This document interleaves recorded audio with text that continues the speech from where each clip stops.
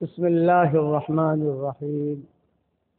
الحمد لله نحمده ونستعينه ونستغفره ونؤمن به ونتوكل عليه ونعوذ بالله من شرور أنفسنا ومن سيئات أعمالنا ونعوذ بالله من شرور أنفسنا ومن سيئات أعمالنا ونعوذ بالله من شرور أنفسنا ومن سيئات أعمالنا من يهده الله فلا مضل له ومن يضلله فلا هادي له ونشهد أن لا إله إلا الله وحده لا شريك له ونشهد أن سيدنا ومولانا محمدا عبده ورسوله صلى الله عليه وعلى آله وأصحابه وبارك وسلم تسليما كثيرا كثيرا. أما بعد فأعوذ بالله من الشيطان الرجيم. بسم الله الرحمن الرحيم. وما خلقت الجن والإنس إلا ليعبدون ما أريد منهم من رزق وما أريد أن يطعمون إن الله هو الرزاق ذو القوة المتين. صدق اللہ العظیم. قابل احترام بھائیوں، دوستوں، بزرگوں، سفر سے پہلے ہمارا مضمون چل رہا تھا بیت المقدس کا اور حضرت عمر رضی اللہ تعالی عنہ کا اور صلاح الدین ایوبی کا. صلاح الدین ایوبی کے والد جو تھے یہ بہت دیندار تھے. پورا خاندان یہ کرد جو خاندان ہے یہ بہت بڑا خاندان اب بھی ہے. اسے کردی کہتے ہیں. یہ ترکی کی ایک نسل ہے لیکن بہت بڑا خاندان ہے. وہ اس زمانے میں شاہی حکومتوں پر یا ان کے بڑے بڑے باغات، بڑے بڑے ان کے جتھے یہ ہوتے تھے. تو صلاح الدین ایوبی کے والد اسی خاندان میں سے تھے، کردی تھے. بہت اچھے آدمی تھے، بہت بھلے آدمی تھے، لیکن وہ شادی نہیں کرتے تھے. منع کرتے تھے وہ شادی نہیں کرنی. مال و منال بہت تھا ان کے پاس، اور لیکن وہ شادی کرنے کے لیے تیار نہیں ہوتے تھے. صلاح الدین ایوبی کے والد. تو کتابوں میں لکھا ہے اچھا ان کے ماتحت میں بہت بڑی حکومت بھی تھی. اللہ تعالیٰ نے مال بھی بہت دیا تھا، عزت بھی بہت دی تھی، شرافت بھی بہت دی تھی. بڑے اونچے لوگ شمار ہوتے تھے. ہمارا دسمبر کے مہینے میں ترکی کا 1 مہینے کا سفر طے ہوا تھا. 1 مہینہ پورا، 1 دسمبر کو جانا اور 31 دسمبر کو آنا. اور سارے یہ کرد میں بھی ہمارے پروگرام طے ہوئے تھے. کرد جو ہے وہ سب جگہ مولانا رومی رحمۃ اللہ علیہ کے وہاں یہاں سب سیٹ ہو گیا، ٹھہرنا سیٹ ہو گیا. یہ حالات کی وجہ سے ہم نے سفر ملتوی کر دیا. تو یہ کبھی شاید مجھے سنا نہ ہے جنت والا بیت المقدس کا. تو یہ ان پر یہ کردی جو تھے رئیس لوگ تھے اور بہت مال و منال بھی تھا ان کے پاس. چنانچہ کتابوں میں لکھا ہے کہ ان کے والد کو ان کی بہنیں اور بھابھیاں، شاہی خاندان میں لڑکیاں وغیرہ سب، وہ سب کسی جگہ تقریب میں جمع ہوتے تو صلاح الدین ایوبی کے والد سے کہتے تو بھیا جیسے آپ بھیا سب نے نکاح کر لیے، سب کی شادیاں ہو گئی، ماں باپ بن گئے سب، آپ شادی کب کرو گے؟ تو صلاح الدین ایوبی کے والد کہتے تھے مجھے نہیں کرنی ہے شادی. ایسا تو کیسے چلے گا؟ اتنا سارا مال ہے، مال کہاں جائے گا؟ جب بہت چھیڑا، بہت کہا تو صلاح الدین ایوبی کے والد نے ایک جواب دیا، آپ لوگ میرے پیچھے پڑے ہو کہ میں نکاح کروں. ٹھیک ہے میں کروں گا نکاح، لیکن میں جیسی لڑکی چاہتا ہوں ڈھونڈ کر دو گے تم لوگ؟ ہاں دیں گے. اتنی بڑی حکومت ہے دنیا میں، ڈھونڈیں گے ہم. اور کردی اور ترکی لڑکیوں سے اچھی لڑکیاں کون سی ملے گی تم کو؟ تو پھر نہیں، میں جو صفت والی چاہتا ہوں اس سے میرا نکاح کراؤ. تو پوچھا، ماں باپ نے پوچھا کون سی لڑکی تم چاہتے ہو؟ یہ فرمایا میں ایسی لڑکی سے نکاح کرنا چاہتا ہوں جو میرا ہاتھ پکڑ کے مجھے جنت میں لے جائے. جن کے والد نے کہا. تو سب نے مذاق اڑایا، یہ کہا کہ یہ تو ہو نہیں سکتا، ایسا تو دنیا ہے، دنیا میں تو پل پر ماشا پل پر تولا ہوتا ہی رہتا ہے، کرنے مجھے نہیں کرنا تھا۔ تو یہ تھے صلاح الدین ایوبی کے والد، یہ روزانہ ان کے گاؤں میں یا ان کے قصبے میں چھوٹی سی مسجد تھی، وہاں جا کے بیٹھ جاتے تھے۔ وہاں ایک پیر صاحب تھے، لیکن نقلی پیر نہیں تھے۔ آج کل تو امیٹیشن مال بہت ہے نا مارکیٹ میں، نقلی پیر بھی بہت ملیں گے، نقلی مولوی بہت ملیں گے، نقلی چندے والے بہت ملیں گے۔ بے دین دینداروں نے دین کا بیڑا ختم کر دیا۔ بے دین دیندار یہ سب سے خطرناک ہوتا ہے اس امت کا۔ بے دین دیندار کیا مطلب؟ حلیہ دینداری کا ہے اور زندگی بے دینی کی۔ وہ اچھے آدمی تھے، چھوٹی سی مسجد تھی، 15-20 آدمی نماز پڑھے کی مسجد تھی، وہ بنائی تھی جناتوں نے۔ یہ وہ جنات، حالانکہ جنات جو ہے یہ پوری مسجد نہیں بنائیں گے، ہسپتال نہیں بنائیں گے۔ آپ نے کہیں نہیں دیکھا ہوگا کہ یہ ہسپتال جو ہے جناتوں نے بنایا ہے، یہ دوا جناتوں نے ایجاد کی ہے، یہ ہوائی جہاز جناتوں نے ایجاد کیا ہے۔ اللہ نے ان میں وہ چیز نہیں رکھی۔ سپورٹ کریں گے، سپورٹ کا مطلب یہ کئی مسجد بن رہی ہے تو اینٹیں لا کے رکھ دیں گے، اب جو ہے سیمنٹ وغیرہ وہ لا کے رکھ لیں گے، لیکن یہ کہ پوری چیزوں کو نہیں بنائیں گے۔ ہاں ان میں علماء بھی ہوتے ہیں، صالحین بھی ہوتے ہیں، صالحین بھی ہوتے ہیں، لوگوں کی صحیح رہبریاں بھی کرتے ہیں، سب کرتے ہیں۔ میں نے اسی لیے آیات پڑھی، وما خلقت الجن والانس الا لیعبدون۔ انسانوں سے پہلے زمین پر اللہ نے جناتوں کو آباد کیا تھا، انسان بعد میں آئے، پہلے سب جگہ پر جنات تھے۔ جب انسانوں کا وجود ہوا تو اللہ نے جنات سے کہہ دیا کہ اب تم جو یہاں سے ہٹو، جگہ خالی کرو، تو انہوں نے پہاڑوں پر اپنی جگہ مقرر کر دی، پہاڑوں میں چلے گئے، کوئی وادیوں میں چلے گئے، کوئی سمندروں میں چلے گئے۔ اسی لیے وہ سمندر والا قصہ بیان کرتا ہوں، وَمَن يَتَّقِ اللَّهَ يَجْعَل لَّهُ مَخْرَجًا وَيَرْزُقْهُ مِنْ حَيْثُ لَا يَحْتَسِبُ، جنات والا قصہ میں بیان کر چکا ہوں پہلے، نہیں آپ تفصیل بیان کر، اور اس میں ہمارے حضرت جی رحمۃ اللہ علیہ کیا فرماتے تھے وہ بھی میں بیان کر چکا ہوں۔ وہاں رہیں گے، لیکن ہے صحیح، اس کا انکار نہیں کر سکتے آپ۔ تو وہ مسجد یہ کہا جاتا تھا کہ جناتوں کی مسجد ہے، حالانکہ مسجد کیا ہوتا، مسجد میں تو کوئی بھی سپورٹ کر سکتا ہے آ کر، پوری بنائی نہیں، بناتا تھا کوئی اور، یہ اللہ والے تھے، یہاں آگے بیٹھ جاتے تھے جنات۔ تو صلاح الدین ایوبی کے والد روزانہ اپنے حکومتی کام سے فارغ ہو کر شام کو عصر مغرب عشاء ان کے ساتھ پڑھتے تھے، صلاح الدین ایوبی کے والد اہتمام کے ساتھ۔ چونکہ رئیس آدمی تھے اور یہ ان کے پیر تھے، استاد تھے، اور ان کے استاد جو تھے وہ کوئی کام نہیں کرتے تھے، سبحان اللہ پڑھ رہے ہیں، مسجد کے کونے میں بیٹھے ہیں، کوئی آدمی آتا تو مل لیتا، اپنے گھر چلا جاتا، یا آ کر بیٹھ جاتے، کہ پانی پلا دو، پانی پلا دیتے، بے گاہوا پلا دو، گاہوا پلا دیتے، بے فلاں جگہ سے یہ چیز لیا ہوتا، یہ کئی خدمت کرتے رہتے تھے۔ تو ایک مرتبہ صلاح الدین ایوبی کے والد بیٹھے ہوئے، پیر صاحب بھی بیٹھے ہوئے، اور ایک لڑکی آئی جو قبول صورت تھی، پھٹے پرانے کپڑے، پیمل لگے ہوئے، اور تو پیر صاحب نے پوچھا، ارے بیٹیا، اسی گاؤں کی تھی جس گاؤں میں پیر صاحب رہتے تھے، کردی۔ تو کہتے کہ ابھی وہاں سیٹھ صاحب نے پوچھا کہ ابھی وہ پیر صاحب نے پوچھا، بیٹیا جوان ہو گئی ہے تو نکاح نہیں کرتی؟ تو اس نے کہا، باپو جی، حضرت جی، پیر جی، مجھے نکاح تو کرنا ہے، لیکن میں ایسا شوہر ڈھونڈتی ہوں جو میرا ہاتھ پکڑ کے مجھے جنت میں لے جائے۔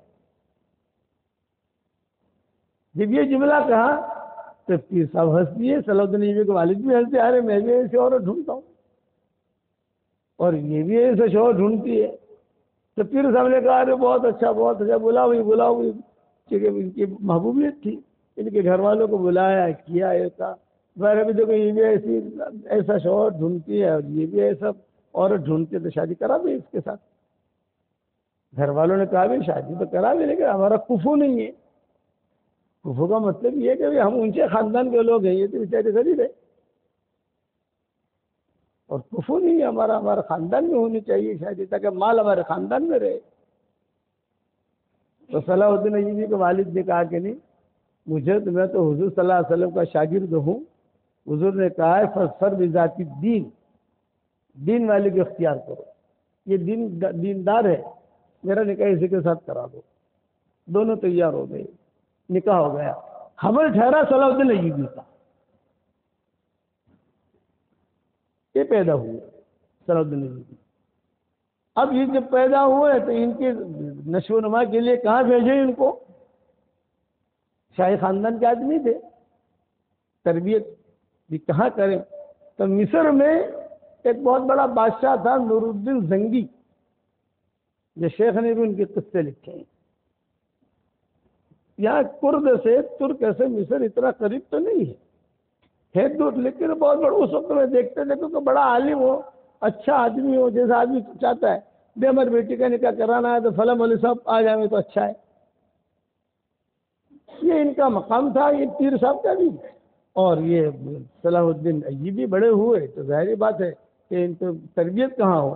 تو اس زمانے میں سب سے پہلے جب ہمارے یہاں کلمہ سکھاتے ہیں نا, تو وہ لوگ کلمہ سکھاتے تھے مسلمان بچوں کو, جو شاہی خاندان کے لوگ ہوتے تھے. اس کے بعد کیا سکھاتے تھے؟ گھوڑوں کے نام سکھاتے تھے. یہ گھوڑا کا یہ ہے, یہ گھوڑا ایسا ہے, یہ گھوڑا ایسا ہے, یہ گھوڑا ایسا ہے, یہ گھوڑا ایسا, تاکہ وہ غزوے کے اندر وہ لوگ آگے بڑھیں, ایسا ان کے خیالوں میں تھا. نور الدین زنگی کے پاس چلے گئے, وہاں پر جو ہے خدمت کی مال تو تھا ان کے پاس, اور نور الدین زنگی خود بادشاہ تھا, وہ بھی اللہ والا آدمی تھا. تو چنانچہ ان کے ساتھ رہنا کرنا, خدمت کرنا, ہمیشہ ساتھ رہنا, یہ کرنا. تو نور الدین زنگی کے خواب میں کوئی آیا, کوئی جنات آیا, کوئی آیا, اس نے کہا کہ بس اب میں تجھے ایک کام سونپ کے جاتا ہوں, تو بیت المقدس فتح کر, اور کوئی کام نہیں تیرا, ساری جتنے محاذ ہیں سب محاذوں کو ختم کر, بیت المقدس پر تیرا دھیان ہونا چاہیے.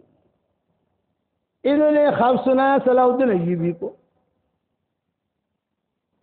کہ میں نے یہ خواب دیکھا ہے. تو صلاح الدین ایوبی نے کہا کہ ٹھیک ہے, یہ تو شاگرد تھے نا صلاح الدین ایوبی, شاگرد تھے. اب انہوں نے کہا اچھا حکیموں کو بلاؤ. بڑے بڑے حکیم بلائے گئے, اس دور کے جو بھی حکماں تھے, اور ان حکیموں کو بلا کر یہ کہا کہ دیکھو مجھے زیادہ جینا ہے, میری عمر لمبی ہو, تو مجھے آپ ایسے خمیرہ بنا کے دو. مصری خمیرہ جو فرعون کھاتا تھا, کہ اسے جو ہے کئی دنوں تک استنجا نہیں آتی تھی, وہ ایسا خمیرہ کھاتا تھا وہ, اور اس کو بھی لمبے جینے کی اس کی خواہش تمنا تھی. مجھے خمیرہ بنا کے دو. خیر بادشاہ کہ بادشاہ کا آرڈر, اس اعتبار سے اس کو پیسہ ملے گا. ان سارے کے سارے حکیموں نے اچھے اچھے خمیرے بنا کر دیے نور الدین زنگی کو, صلاح الدین ایوبی کو نہیں. صلاح الدین ایوبی تو شاگرد ہیں, اس ہاتھ کے نیچے چل رہے ہیں. اب جب وہ لا کے دیے تو ظاہر بات ہے چستی آئی. اب جب چستی آئی, اس نے پورا دھیان جو ہے اپنا متوجہ کیا کہ بھی ہمیں جو ہے کسی طریقے سے بھی بیت المقدس کو فتح کرنا ہے. اور اس زمانے میں یہودیوں کی حکومتیں بہت تھیں. ایک دو واقعات ہوئے. ایک یہودی بادشاہ نے اعلان کیا کہ جب تک میں پورا مدینہ اجاڑوں گا نہیں تب تک میں مروں گا نہیں. یہ اس نے اعلان کیا اپنی سلطنت میں, مجھے مدینہ منورہ اجاڑنا ہے. ان کو عداوت تھی حضور صلی اللہ علیہ وسلم سے. جیسے میمون ابن یامین اور عبدالسلام ابن, یہ میمون ابن یامین اور دوسرے بھی تھے اس زمانے کے علماء, وہ لوگ جو مسلمان ہوئے تھے وہ کہتے تھے کہ حضرت حسدا من عند انفسهم من بعد ما تبين لهم الحق. میمون ابن یامین یہ یہودیوں کے بہت بڑے تاجر تھے مدینہ منورہ میں, بہت بڑی تجارت. کوئی دنیا میں یا جہاں جہاں بھی مال جاتا تھا ان کا مال ضرور جاتا تھا. ان کا نام تھا میمون ابن یامین. یہ حضور صلی اللہ علیہ وسلم جو ہجرت کر کے آئے یہ مدینہ منورہ میں تھے. یہودیوں کے بڑے عالم تھے, بڑے تاجر تھے. تو حضور اکرم صلی اللہ علیہ وسلم کے پاس یہ خود آئے اور خود آ کر کہا کہ حضرت انا میمون ابن یامین، میں میمون ابن یامین ہوں۔ میمون ابن یامین کا مطلب جو بہت بڑی پراپرٹی ہو، جیسے ہمارے ملک کا ٹاٹا ہے، یہ ہے وہ، تو یہ آدمی آ کر حضور کے پاس آیا، سارے صحابہ بیٹھے ہوئے تھے اور انہوں نے آ کر کہا انا میمون ابن یامین، تو سب نے بہت احترام کیا، میمون ابن یامین ہمارے پاس آیا۔ تب حضور صلی اللہ علیہ وسلم نے پوچھا کہ کیسے آنا ہوا آپ کا؟ یہ کہا کہ آپ کا چہرہ دیکھنے آیا ہوں، اور میں نے چہرہ دیکھ لیا آپ کا، اور میں مسلمان ہونے آیا ہوں۔ اور یہ پوری قوم جو یہاں پر ہے، بنو قریظہ، بنو قینقاع، یہ سارے کے سارے بڑے بڑے قبیلے تھے یہودیوں کے، زیادہ تر یہودی خیبر میں تھے، بڑے بڑے جتھے تھے ان کے، اور مدینہ منورہ بھی یہودیوں سے بھرا ہوا تھا۔ ان میں وہ عورتیں بھی تھیں، ان میں سب سے زیادہ آگے بڑھ کر حصہ لینے والی عورت تھی ریحانہ۔ یہ ریحانہ یہودیہ کا نام تھا، یہ حضرت عائشہ رضی اللہ تعالیٰ عنہ کی سہیلی تھی۔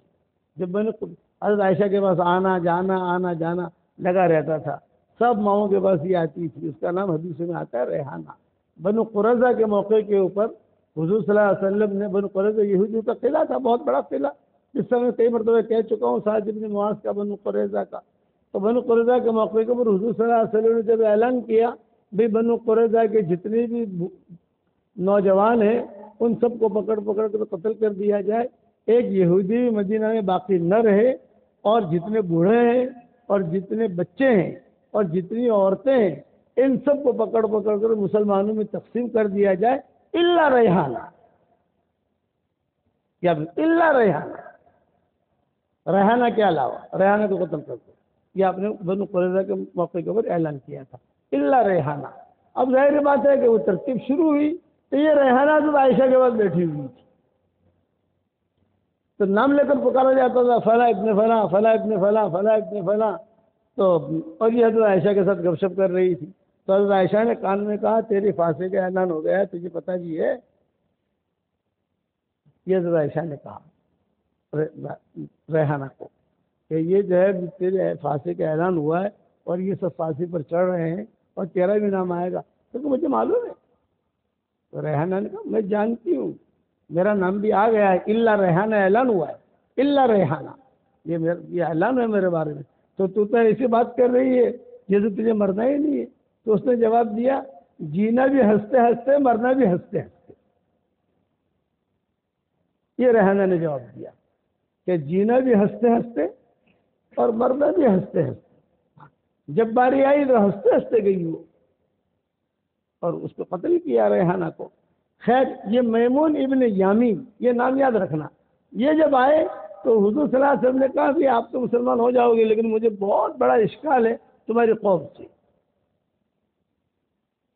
کہ تمہاری قوم اتنی بڑی ہے، ایک تو نصارہ ہے، ایک یہود ہے، تو نصارہ اتنے ڈینجر نہیں، سوئس کراس جسے کہتے ہیں، یہ لَتَجِدَنَّ أَشَدَّ النَّاسِ عَدَاوَةً لِلَّذِينَ آمَنُوا الْيَهُودُ وَالَّذِينَ أَشْرَكُوا وَلَتَجِدَنَّ أَقْرَبَهُمْ مَوَدَّةً لِلَّذِينَ آمَنُوا الَّذِينَ قَالُوا إِنَّا نَصَارَىٰ۔ یہ اخیر میں نصارہ کو لائے ہیں قرآن کے اندر۔ تو حضور نے فرمایا کہ دیکھو میمون ابن یامین، مجھے جو ہے صرف خوف ہے تمہاری قوم کا، میں مدینہ منورہ میں آیا ہوں اور مدینہ منورہ میں آ کر میں اپنا دین کا کام کرنا چاہتا ہوں، مسجد بنانا چاہتا ہوں، میں جو ہے اپنا ترتیب قائم کرنا چاہتا ہوں مدینہ میں۔ مکہ والوں نے مجھے وہاں ٹھہرنے نہیں دیا، وہاں سے مجھے نکلنا پڑا یہاں پر، اگر بغیر بیوی بچوں کے میں ہوں۔ 7 مہینے تک حضور صلی اللہ علیہ وسلم ابو ایوب انصاری کے مکان میں رہے، کہیں ٹھہرنے کی جگہ ہی نہیں تھی۔ 7 مہینے تک کسی کے گھر میں ٹھہرنا، اور ابو ایوب انصاری، اسی لیے ابو ایوب انصاری کا مقام بہت تھا صحابہ میں، کوئی معاملہ ہوتا تو ابو ایوب انصاری کو آگے رکھتے تھے، تو پوچھتے تھے کہ ابو ایوب انصاری کو کیوں پوچھتے؟ بولے 7 مہینے تک حضور کی خدمت کی ہے۔ آج تو 3 دن کے اندر آدمی تھک جاتا ہے، 7 مہینے تک وہ حضور کی خدمت کرتے رہے، اور وہ ان کے بیوی، ان کے بچے، اور جب یعنی یہ سارے حالات ٹھیک ٹھاک ہو گئے، میمون ابن یامین اور یہ سارے کے سارے حالات جب ٹھیک ہونے لگے، تو کتابوں میں لکھا ہے کہ حضور صلی اللہ علیہ وسلم نے حضرت ابوبکر سے مشورہ کیا بھائی اب جو ہے ہم تو 7 مہینے سے بغیر بیوی بچوں کے ہیں یہاں اور کسی کو وہاں ٹھہرے ہوئے ہیں، تو اب ہمارے ٹھہرنے کا کوئی نظام بنانا چاہیے، کہیں ہم مکان بنا لیں چھوٹا موٹا۔ تو آپ نے کہا یہ مشورے ہو رہے تھے، تو حارثہ ابن نعمان انصاری تھے، یہ آئے حضور کے پاس دوڑے دوڑے، اور حضور کے پاس آ کر کہا کہ حضرت ایک درخواست لے کر آیا ہوں، تو فرماؤ۔ یہ مسجد جہاں بن رہی ہے اس کے قریب میں ہی میرے مکانات ہیں، یہ مکانات آپ کو ہدیہ دینا چاہتا ہوں۔ تو آپ نے فرمایا ابھی مجھے صرف 2 مکانوں کی ضرورت ہے، سودا اور عائشہ کی، اور مجھے چیزوں کی ضرورت نہیں ہے۔ تو کون سا آتا ہے؟ حضور صلی اللہ علیہ وسلم نے 2 مکان پسند کیے، یہ حارثہ ابن نعمان کے تھے۔ حضور صلی اللہ علیہ وسلم نے یہ کہا میں نے حارثہ ابن نعمان کو جنت میں قرآن پڑھتے ہوئے سنا۔ یہ حارثہ ابن نعمان کے بارے میں کہا کہ میں جب معراج میں گیا یا خواب میں دیکھا کہ حارثہ ابن نعمان کو جنت میں قرآن پڑھتے ہوئے میں نے سنا۔ تو پوچھا حضرت اتنا بڑا درجہ کیوں ملا، جنت میں قرآن پڑھ رہے تھے؟ بولا اپنی ماں کی خدمت کرتا تھا، اس کی وجہ سے میں نے جنت میں سے قرآن پڑھتی۔ سب سے پہلے انہوں نے یہ ٹکڑا پیش کیا حضور صلی اللہ علیہ وسلم کو۔ تو آپ صلی اللہ علیہ وسلم نے صدیق اکبر سے مشورہ کیا وہ کیا کریں، گھر والوں کو بلانا ہے، فاطمہ بہت یاد آئی ہے، فاطمہ تو پیدا ہو چکی تھی حضرت فاطمہ رضی اللہ تعالیٰ عنہ۔ حضرت فاطمہ جو ہے یہ بڑی ہے، حضرت عائشہ چھوٹی ہے عمر کے اندر، اب عمر کا حساب کتاب لگاؤ، فاطمہ بڑی ہے اور حضرت عائشہ جو ہے چھوٹی ہے۔ تو اور صدیق اکبر کہتے تھے کہا مجھے ہی میرے دونوں بچیاں یاد آ رہی ہیں، حضرت عائشہ حضرت اسماء، ام رومان یہ ان کی ماں کا نام تھا۔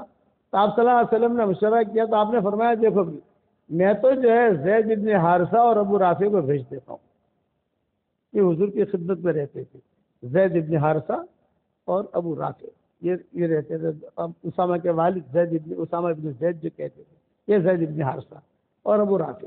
جب حضور صلی اللہ علیہ وسلم ناراض ہو کے چلے گئے تھے، ماؤں سے 1 مہینے کے لیے جدائی ہو گئی تھی، 1 مہینہ حضور الگ ٹھہرے تھے مشربہ ام ابراہیم میں، اور مائیں یہاں تھی، آپ نے آنا جانا چھوڑ دیا تھا، صرف مسجد نبوی میں آ کر نماز پڑھاتے تھے اور چلے جاتے تھے۔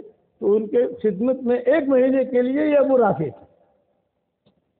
یہ تاریخ یاد رکھنی چاہیے مسلمانوں کو، ابو رافع تھے۔ اور زید بن حارثہ سدا بہار، ام ایمن سدا بہار، حضرت اسامہ سدا بہار، یہ کہ خاندان تھے زید بن حارثہ، ام ایمن اور یہ۔ تو حضور نے فرمایا ابو بکر میں نے تو جو ہے زید بن حارثہ کو طے کیا ہے اور یہ ابو رافع کو طے کیا ہے، یہ دونوں جاویں اور یہ دونوں جا کر سودا کو، فاطمہ کو، ام کلثوم بھی وہیں تھی، ان کو جو چپکے سے لے آئے۔ تو صدیق اکبر نے کہا کہ حضرت میں بھی میرے بیٹے کو بھیج دیتا ہوں عبداللہ کو، وہ جائے، اور میرے غلام کو بھیج دیتا ہوں، یہ 4 آدمی جا کر آپ کی فیملی ہماری فیملی کو لے کر آ جانے یہاں۔ اس وقت میں مکہ مکرمہ سے کسی کو لانا بہت بڑا مجاہدہ ہوتا تھا، کیونکہ آپ کی ہجرت کیے ہوئے تو 7 مہینے ہوئے تھے، گرما گرمی کا معاملہ تھا، کوئی نکل نہیں سکتا مکہ مکرمہ سے، کوئی نکل نہیں سکتا۔ ایک صحابی تھے، وہ صحابی حضور پہلوان تھے، یہ حضور کے پاس آتے تھے، حضرت ایک کام کرنا چاہتا ہوں، ایسا ڈنڈا لے کر، پہلوان تھے بہت بڑے، حضرت ایک کام کرنا چاہتا ہوں۔ آپ نے فرمایا بتاؤ کیا کام کرنا چاہتے ہو؟ یہ فرمایا کہ حضرت میں سب دیکھ رہا ہوں، یہ سب ہو رہا ہے، اور میں بہت بڑا پہلوان ہوں، مکہ والے مجھ سے بہت ڈرتے ہیں، بس آپ تو مجھے ایک ڈیوٹی دے دیں، مسلمان بھی تو قید میں تھے نا وہاں پر، مسلمان کافی قید میں تھے، بس آپ مجھے ایک ڈیوٹی دے دیں کہ میں مکہ مکرمہ جا کر جتنے قید میں ہیں ان کو چھڑا چھڑا کر یہاں بھیجو۔ آپ نے فرمایا تم کیسے کرو گے، تم مسلمان ہو، وہ سارے کے سارے مکہ میں تو سنبھال ہے، ایک مسلمان کو کام نہیں کر سکتا۔ حضرت آپ فکر نہ کریں، آپ مجھے صرف اجازت دے دیں، تو آپ کی دعا میرے ساتھ شامل حال ہو جائے گی، میں کروں گا۔ سب سے بڑا خطرناک کام یہ تھا، جیل میں سے نکال کے کسی کو مدینہ بھیجنا۔ تو یہ کہتے تھے کہ میں ان کے بارے میں قرآن کی آیتیں میں نازل ہوئی، سورہ نور کی جو شروع آیتیں ہیں وہ ان کے بارے میں نازل ہوئی ہیں۔ اب وہ کہنے لگے مجھے اب اجازت دے دے، آپ نے کہا اجازت جا۔ اب یہ پہلوان تھے، سب ان کی سیٹنگ کی تھی مکہ کے اندر، بہت سارے قیدیوں کو رات کو جب مکہ والے سو جاتے تو اس زمانے کی قیدیں ہماری طرح نہیں ہوتی تھی. اس زمانے کی قیدیں ایسے ہوتی تھی, چھوٹے سے کمرے میں بند کر دیا, یا جہاں بھینسیں باندھی جاتی ہیں, مثال دیتا ہوں, اسی طریقے سے قیدی کو یہ باندھ دیا, کہیں جاوے نہیں, بھینس بھاگے نہیں, یہ قیدی بھی نہ بھاگے. ابھی تو یہ چھڑا, یہ مکان توڑا, یہ توڑا. کئی لوگ مدینہ آنے لگے. اس دن بولے تو کیسے آ گیا؟ ارے بھی وہ پتا نہیں, وہ تو میں نکلا, گڑیا ٹوٹی ہوئی تھی, میں بھاگا مدینہ آ گیا. اب یہ آنے لگے مکہ مکرمہ, تو حضور صلی اللہ علیہ وسلم سے کہا کہ حضرت بہت بڑا کام کرنے کے لیے جا رہا ہوں, آپ دعا کرنا کہ اللہ تعالیٰ میری مدد کرے. اب فرمایا جاؤ, اللہ مدد کرے. تو آپ نے فرمایا کیا بڑا کام کرنے جا رہے؟ یوں کہا کہ حضرت ایک بہت بڑا پہلوان ہے جو مجھ سے بھی زیادہ وزنی ہے, اسے مجھے مدینہ بھیجنا ہے اور قید میں سے نکالنا ہے مسلمان, اور قید میں سے نکالنا ہے. باقی تو ایسے ہے کہ ان کو وہ قیدی کو نکال کر اپنے کندھے پر سوار کرتے تھے اور خود بھاگتے تھے, اور خود بھاگ کر تنیم پر یا وہاں جا کر اسے کہتے تھے کہ جا تو جا, کھجورے وغیرہ جیب میں رکھتے تھے, یہ کھجورے کھاتے رہنا, یہ پانی پیتے رہنا, مدینہ پہنچ جانا, اب دیکھنا مت پیچھے, جا جلدی. اب وہ پہلوان کو کون اٹھائے؟ مجھ سے زیادہ وزنی ہے اور اس کو مجھے چھڑوانا ہے. آپ نے فرمایا اللہ تیری مدد کرے, تو جا. اب یہ آ گئے مکہ مکرمہ وہ پہلوان کو چھڑانے کے لیے. تو یہ کہتے تھے کہ یہ پہلوان مجھ سے 10 گنا زیادہ وزنی تھا, میں اگر 100 کلو تو 1000 کلو تھا, اور اس کو مدینہ کیسے پہنچانا؟ میں سب ترتیب کر رہا تھا, 14ویں رات کا چاندنا تھا اور ڈھونڈ رہا تھا. اتنے میں اناق مل گئی, اناق نامی عورت, اس زنا کے اڈے چلاتی تھی. تو اناق نامی عورت کے ان سے تعلقات تھے زمانے جاہلیت میں. تو اناق نامی نے کہا ارے ارے ارے تو کہاں سے آ گیا بھائی, ارے تو کہاں سے آ گیا؟ تو انہوں نے کہا بھی دیکھ اناق میں مسلمان ہو گئے. ارے مسلمان ٹھیک ہے, بیٹھ بیٹھ بیٹھ, یہاں بیٹھ, یہاں بیٹھ, یہاں بیٹھ جا. ارے اتنے سالوں کے بعد تیری میری ملاقات ہوئی ہے, تو میرا خاص یار ہے, چل میرے گھر میں جا کر تھوڑا آرام کریں گے, یہ کریں گے. انہوں نے کہا دیکھ اناق میں مسلمان ہو گیا ہوں, میں یہاں جو ہے نا صرف جو ہے رشتہ داروں سے ملنے کے لیے آیا ہوں. اناق نے کہا میرے ساتھ آنا پڑے گا ورنہ پورے مکہ والوں کو جگہ دوں گی. یہ پھنس گئے. انہوں نے کہا یار میں کیا کروں؟ اناق تو اس نے پکڑ لیا. اناق نام آتا ہے حدیث میں, 3 عورتوں کے نام آتے ہیں. ایک طائف میں تھی مدینہ والی, ایک سارا, اور ایک اناق. ان تینوں کے تذکرے قرآن حدیث میں الگ الگ طریقوں سے آتے ہیں. خیر, تو اناق نامی عورت نے کہا کہ کیا کرتا ہے بول. اس نے کہا دیکھ میں غلط کام تو نہیں کروں گا, یہ جو پہلوان تھے مسلمان, غلط کام تو نہیں کروں گا. تو اس نے اعلان کر دیا مکہ مکرمہ میں, یہ آیا ہے یہ مدینہ منورہ سے تمہارے قیدی جتنے بھی جاتے ہیں نا, قیدی گم ہو جاتے ہیں, یہ یہی گم کرتا ہے. اور حقیقت یہ وہی تھی. تو وہ صحابی کہتے تھے مکہ والے جاگ گئے, میں آگے آگے, مکہ والے میرے پیچھے پیچھے, میں خود وزنی, وہ تو رہ گیا, وہ جو اس کو جو پکڑنا تھا تو بھیجنا تھا, وہ پہلوان جو 10 کلو زیادہ وزن تھا, 10 گنا زیادہ وزنی تھا, اس کے بعد تو ایک طرف رہ گئی, میں یہاں الجھ گیا. یہ صحابی کہتے تھے میں آگے آگے, یہ پیچھے پیچھے, میں آگے پیچھے پیچھے. ایک غار ہے, اس غار کے اندر میں جا کر چھپ گیا. یہ مکہ والے بھی جو ہے بڑے ہوشیار تھے, وہ آئے آئے آئے آئے غار تک پہنچے, لیکن وہ مجھے پکڑ نہ سکے. یہاں تک کہ انہوں نے پیشاب کیا تو سارا پیشاب بھی مجھ پر پڑا. وہ صحابی کہتے تھے استنجا کیا وہ سارا. میں اللہ سے چپکے چپکے کہتا تھا اللہ سب کچھ برداشت کروں گا, لیکن ایک تو اسلام نہیں چھوڑوں گا, دوسرا وہ جو پہلوان جسے لینے آیا ہوں نبی کی دعا کے ساتھ, اسے لے کے جاؤں گا, اس کے لیے بغیر جاؤں گا نہیں. اب مکہ والے چلے گئے, پتہ نہیں کہاں بھاگ گیا یہ. تاج واناک کو جا کر بھی کہا تو خامخواہ چھیڑتی رہتی ہے لوگوں کو, یہ ہے وہ ڈانٹا بوٹا. رات اندھیرا ہو گیا رات کا, چنانچہ وقت ہو گیا, چلو بعد میں پورا کر لیں.